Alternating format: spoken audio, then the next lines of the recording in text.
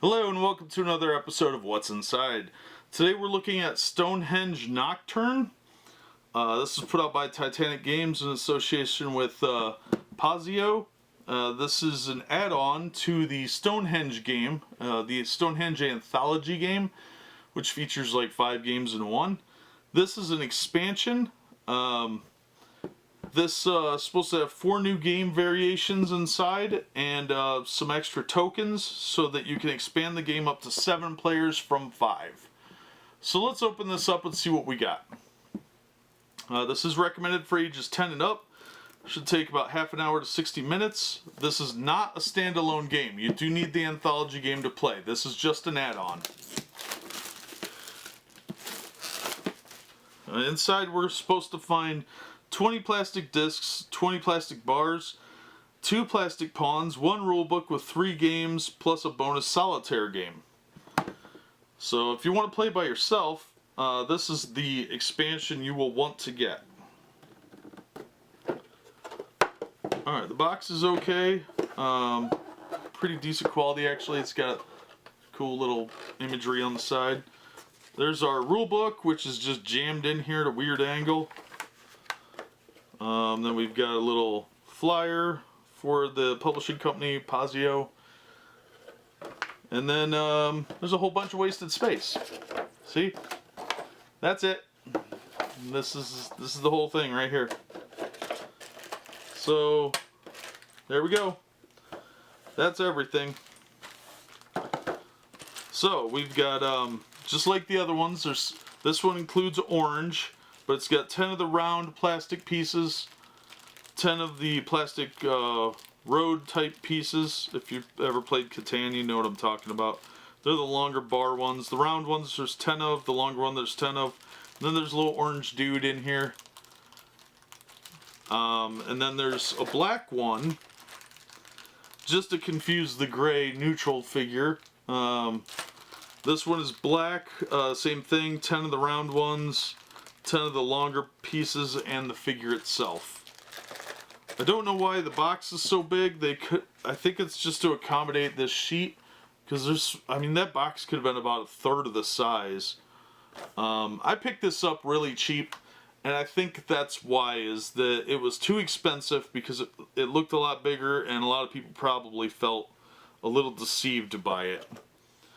But yeah, this has some new material in it. This is really only 8 pages long, and there's different scenarios in here. Like, there's no table of contents; it just jumps right in. So we've got Sun and Moon, a building game. That's the first 2 pages. Then we've got the Stargate, a deduction game. That's 2 pages. Then we've got Stonehenge Hippie Festival. So if you want to see a hippie festival, there you go. And then we've got Battle of the... I can't read that upside down. Battle of the Beanfield, the bonus game. This is the 1-player scenario. So if you want to play this game by yourself, this is the add-on to get. I think I paid $5 for this, but I can see why people would feel cheated if they paid more than that. This is by Mike Selinker. I don't know his name, but there's also a scenario by Klaus Jürgen Reed, W-R-E-D-E. I'm sure I butchered that. The Stargate is by Bruno Cathala and Serge Leggett. Stonehenge Hippie Festivals by Andrew Looney. So there's some new ways to play, which is kind of cool. So it gives you some more game options for Stonehenge, which is really nice. If you like the game, this is definitely for you. I really wouldn't pay more than about $7 or $8 for it, because the box is just unwieldy big. You're probably going to end up throwing this box away or using it to store trading cards or something, because it is incredibly unwieldy and large for what's in there. This box seriously could have been about that big, and they could have taken that rule sheet and knocked it down into something much, much smaller. So it's very deceptive marketing, in my opinion. But if you like the game, it's a good add-on so you can bring in some more people to play. Have 7 players. There's new scenarios, especially the solo one. It would have been nice to have some more solo play. I think they probably could have done more with that. Maybe expand on that and have 2 or 3 solo scenarios. That might have made it worth more, and more people may have bought it. But overall, if you want to play extra people, this is really the way to go. And the extra scenarios are really where it's at, honestly, I think. So you got 1 solo scenario, 3 other scenarios.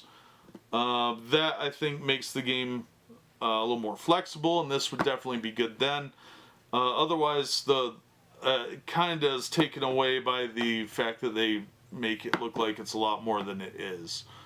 But, yeah, I don't know. I think if you're playing Stonehenge, it might be worth it just to get the extra scenarios, if not the extra pieces. But anyway, that'll do it for this episode. As always, thank you so much for watching. Be sure to like, share, subscribe, and follow. And that'll do it for this one. We'll see you on the next episode of What's Inside.